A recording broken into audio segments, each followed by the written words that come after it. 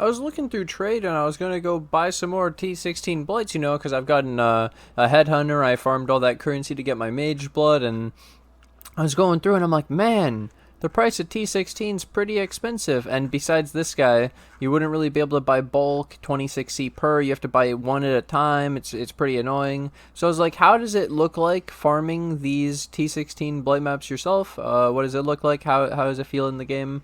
Also, here's the T15, for example, 18. And then we have 16 for T14. And then we have 13 for T13. So there's a big drop, and I think you can tell it's because so T13 is when you start getting golden oils, but T14 is when you start getting blight ravaged maps, the uber blight maps, and they drop quite plentiful, and they are pretty expensive, so they pay for your map when you get a drop, and so just having the tier 14 is the unlock for that. And then the difficulty goes like this: you need about like 5 or a little bit more million damage per second. Then you need 5 to 10, 10 to 15, 15 to 20, 20 plus preferred, because then you guarantee all your blight T16s. And now we'll go into my blight map farming strategy. Alright, so I went over why I wanted to start farming blighted maps, and then obviously the best area on the map device, because it's the only area on the map device. Valdo's Rest has Atlas passives to affect Blight, and so the first one really doesn't do anything. Blight Scarabs are pretty cheap. This is kind of irrelevant. When this was good when Scarabs are expensive and Blight's not on the map device, and when we had the 5% for the Delirious maps, oh my god, that was disgusting. I miss it. Permanent Delirium maps, just infinitely sustaining. Cartography Scarabs, infinite value. But anyways, you get these lucky chests for these small passives, and then you get the Blight going faster. This is really important. It's basically unplayable without the 150% faster, and then with it, it feels quite fast. It feels good. You get less bosses also, and then you get more of the non-bosses. Yeah. It's not that you get less of the bosses. I messed that up. And then Epidemiology, they fixed this from last season. They made it so it doesn't anoint the blight maps anymore automatically, and you get 100% more chance to contain blighted maps, and then lanes of blight encounters in areas have 35% chance for an additional reward chest. And so the 100% more chance to contain blighted maps, well, this used to have an automatic anoint, and the problem with this is a tip I have for people when farming and buying T16s is you get a T16.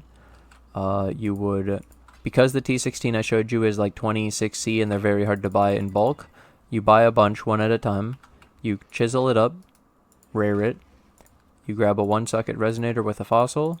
This is a fractured fossil. Fractured fossils used to make copies and make it fractured and mirrored and all this stuff, but they changed it to just make a split copy, and split copies can't be copied again.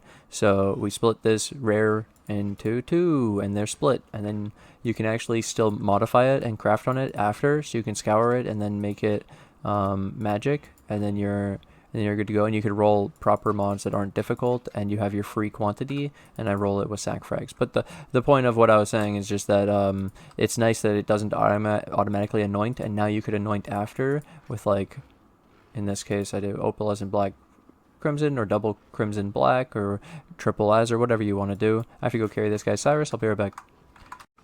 Guys, look at me. On the last episode, in only 22 hours, we got 107 likes. Let's see if we can do that in 24 hours. Let's get 100 likes in 24 hours. Let's see if we can smash it. Let's show our power, guys. Thank you.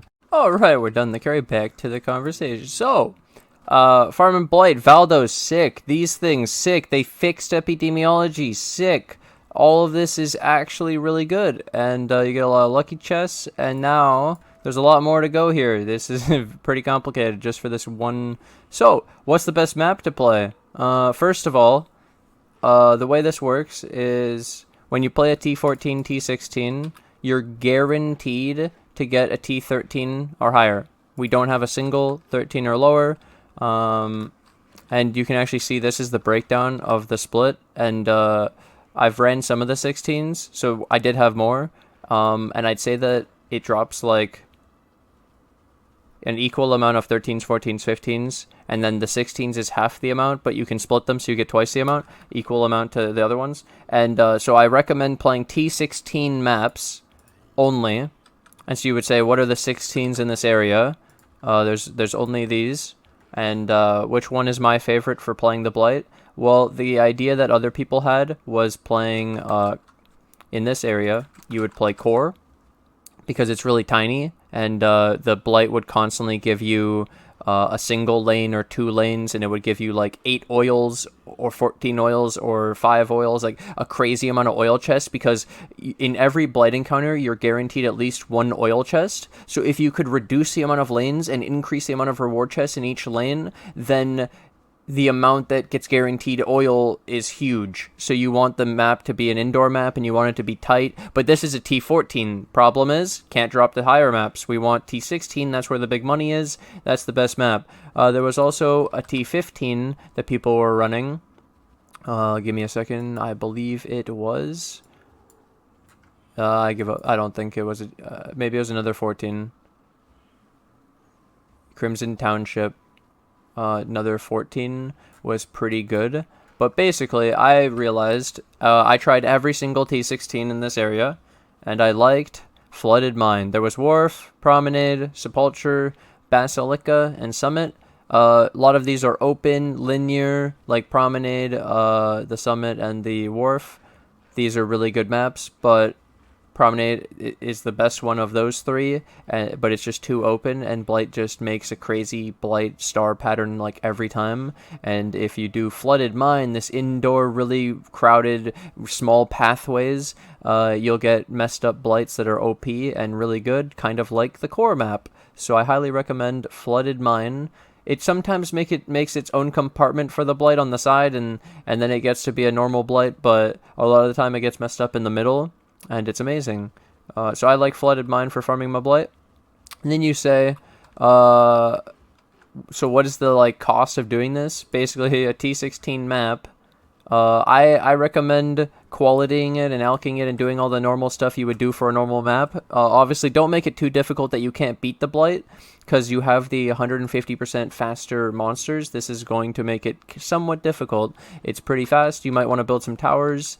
You're doing T16, you're alking, you might get some difficult mods, but the point is, the cost is literally just 1 Rusted Blight Scarab, which is like 3 or 4C. It's cheaper than the map device mod of 8C, because Blight's oversaturated, which is amazing. And the price of the Blight maps isn't that bad for how many you drop. I was getting over 1 per map, so the return per map was amazing. And it was actually fun because I looked at my stash and I was like, how did I farm this many so quickly? That was pretty nice. But then the next part, I recommend to do this strategy. There's some investment. So these Watchstones, I'm going to pull up the costs and the crafting. Give me a sec. Alright, so my Watchstone that I want in this build, and I recommend for farming the Blight maps because it's just more... especially when you stack a bunch of other stuff I'll show you in a second. But you can get Blight chests in areas have a 15 to 20% increased chance to contain blighted maps or oils. And this actually has 2 tiers. So you can get 10 to 14 or 15 to 20. And the 10 to 14 is really common in comparison. 2.5 times more common. But for this one, you can see that it says 1,220 tries of alterations, which is like 1.5x at current alteration prices. It's like 770 or 800 alterations per x. And so this shows you 627 is a 63% confidence. That's using 153 augments, and that's 63. So like double this, and there you go. This is pretty hard. It's 1.5x. So if it's cheaper to buy this, then you can do that. But also, this is what you should expect, basically. 1220 and potentially this for 63% chance. It's not 100%. And then, so these 2 are what I recommend. And obviously, 15 to 20 T1 is better than the T2, but it's more expensive. And the reason you would do this is because it's a permanent upgrade that once you have the max, you're done. So I, for example, have gotten mine to the T1, and then I wasted well, it's not a waste because every time I farm a map, I'm getting back the money basically. But I invested the divines to roll these to perfect 20s. It on average is like 6 divines, so 24 divines to get. So it's like 1.5 to 2x in divines to get these to perfect. So I had 20, 20, 20, 20, and so you wonder how good is this? This is 80% increased chance to contain blighted maps, but now there's an extra part. So in the middle, you can get these middle atlas passives. I forgot to mention this. This is probably important in case somebody didn't know, but I'm sure everyone following it understands. You get these atlas passives from completing the Maven invitations. You get the Maven invitations from killing the map bosses, and Maven witnesses you fighting the boss, and then you refight them in a Maven invitation. You get these atlas passives. You'd put them in this for the Blight, and then there's the middle. You can get these special invitations called like the Formed, the Hidden, the Feared, the Twisted, the Forgotten, the one we always forget about.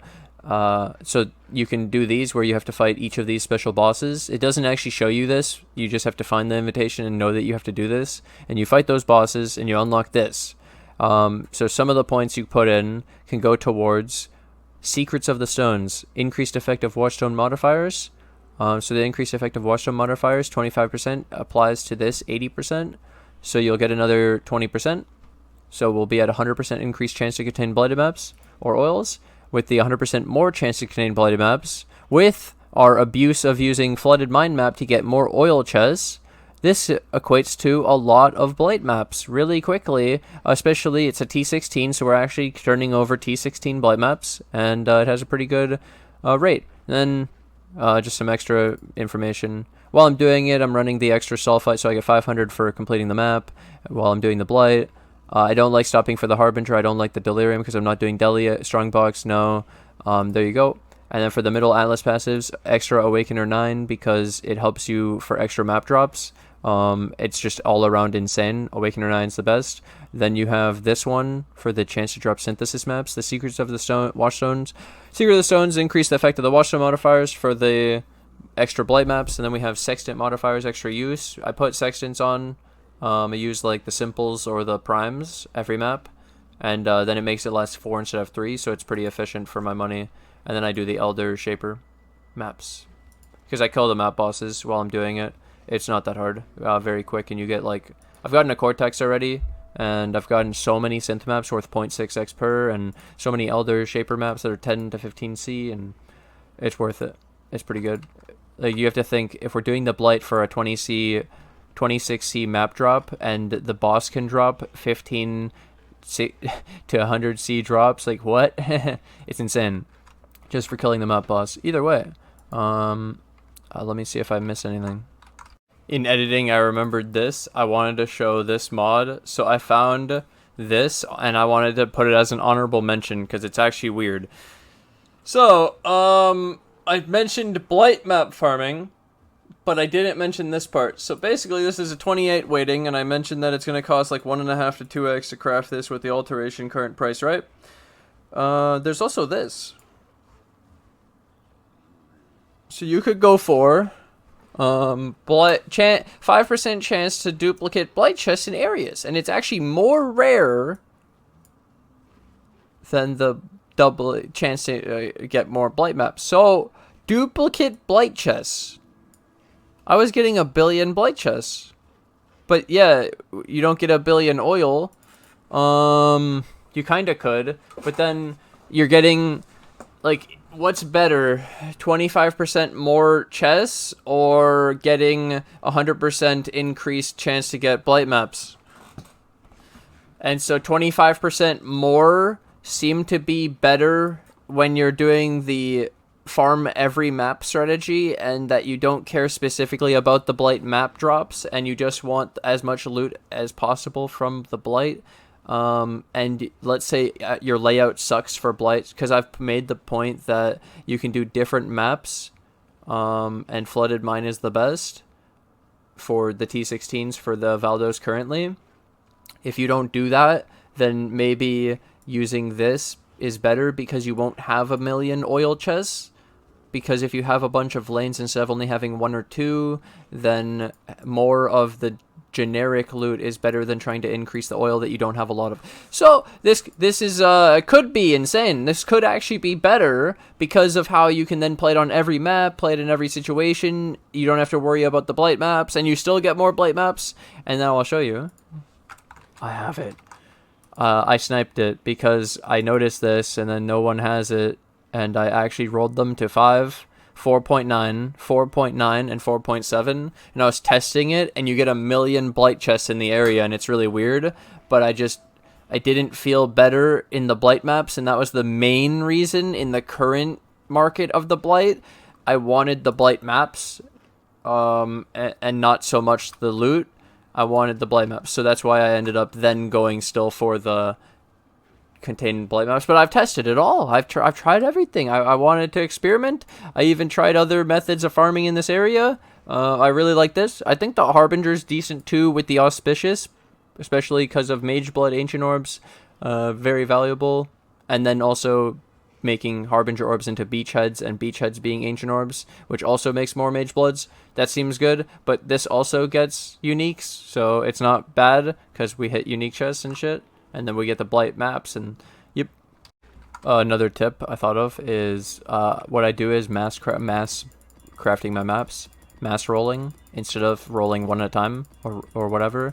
I find it way more efficient to roll a bunch when you sustain your maps and you build your map pool. And doing farming strategies with maps actually really helps you sustain more maps, especially when you are juicing it right. So you can actually search after making them rare with Alk. You can search for Reflect. I have Reflect Ellie, we're good.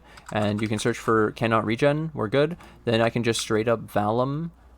So the reason I Val is because you can brick them into the higher quant. That's just free map sustain for Val Orbs. We can save these to use special. We can juice them, and we can use these ones as just regular. You don't do anything special. And then what I would do is, so I showed you the Sextons. On these I have 2 left, so I'd grab 2 maps, and I would prepare it where I'd put, in this case, the sack frags give 5% quantity per, and I would also grab a Blight Scarab. I used Rusted Blight because they're cheap, and then you put your Blight map, your map, and you'd go find your Blight encounter. I don't do any masters for this area. I didn't have any master support except for the Nico, which for Nico, I'll give you the quick what I'm doing. In here, I have the T1 chance to double sulfite, so all 4 of these with the 25% increase effect is 30% more sulfite. That's all. So I just don't think it's worth it to run my sulfite unless I get the double. And now I'll edit it where I'm at the blight. Alright, let's go, Cassia. How you doing? 4-5. So this is what I'm talking about. It wasn't even that closed, but it just is so generous for us. Because you have to think, open, complete circle to this, like, really enclosed pathways, and for the blight, it is actually really tough, but yeah, yeah, it's crazy. Look at these pathways. It's so tiny, all of it. It's just all pathways. And that's why, oh, the other map somebody said wasn't Crimson Township, and now I remember why I couldn't remember. It was Ancient City, or Sunken City, and they messed up at first and said some other name, and then it was Sunken City in the end. Yep, Sunken City, because it's similar where it has small pathways across the whole thing, and it would probably put a blight in one of the squares, and then a pathway would get the towers and the lanes, and that's hilarious. And yeah, map layout really helps for farming blight maps, and I'll hopefully get some blight maps here to showcase. And this is with the 150% faster. Without it, boys, you are actually here for an eternity. How did I just get 9? I'm so lucky, dude. It's only supposed to guarantee you silver oil. T14 blight map, easy clap. Nice. Quick thank you to my Patreon and YouTube members: Steven C, Hannes, Brandon, George, Logan, Rico, 549, the Chrome Dog, Garbard, Neon, Tridnix, Nicholas, White Wolf, Pascal. Thank you guys for all the support, and thank you to anyone new. While making the video, another tip I remembered is that because okay, so I'm also farming my Awakener 9, right? I talked about having the Awakener 9, and I'm talked about killing the map bosses. So when you kill 50 monsters in a map, it spawns the influence if you have the appropriate Watchstone level and Awakener level to spawn the Conqueror. And there's an available Conqueror to spawn as long as it's not taking it up in another area and there's none more to spawn. Hey, let's say, okay, you have everything to be able to spawn your Conqueror, and So by killing 50 monsters in a map, you spawn the Conqueror influence, and I progress my influence every time I'm running my Blight, and then I'm killing the map boss every time too. So even if I didn't kill 50 monsters by the time I made it to the map boss counts as completion of the map to progress the Conqueror. And then by the end, when you get the full progress, all you have to do is you open your Zana, run to the end of the map and kill the map boss, same thing, and then I farmed like 3 Awakener 9s yesterday, and yeah, I have a clip to show you boys. Enjoy the drop. But the point is that that's an extra value added on. We have all the Conqueror influence monster packs. Sometimes it also brings Cyrus with the Awakener.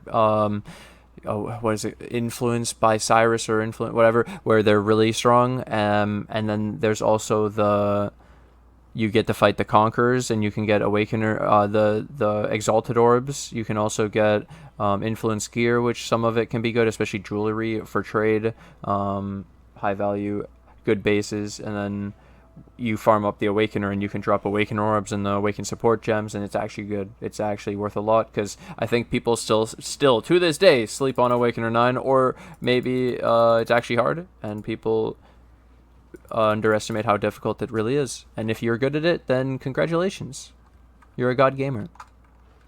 So a quick overall is Blight passives. You need the Watchstones, or you want the Watchstones. They're going to cost you like 2x. Then you want to roll them all with Divine Orbs. That's going to cost you like 2x, so that you could expect like a 4x investment for the Watchstones. You'll have to invest a Rusted Blight Scarab and the sack frags each map to get the extra quantity. You'll probably want a rare and invalid to get the extra quantity. Why you want the quan is to affect the loot explosion, because it's actually nice in maps in general, and you can do the Scourge while you're doing the maps. I recommend Scourge, League mechanics, that you pass by doing your Sulfite and Eco, killing the map bosses to get the extra map drops with all this extra juice, using the Sextants for the extra juice. You want to do the one Rusted Blight Scarab. We're doing the Awakener farming, so we're farming the Conquerors, we're farming the Awakener 9. A billion things layered into one. It's not just farming Blight, and this ends up being absolutely insane. Yeah, nice.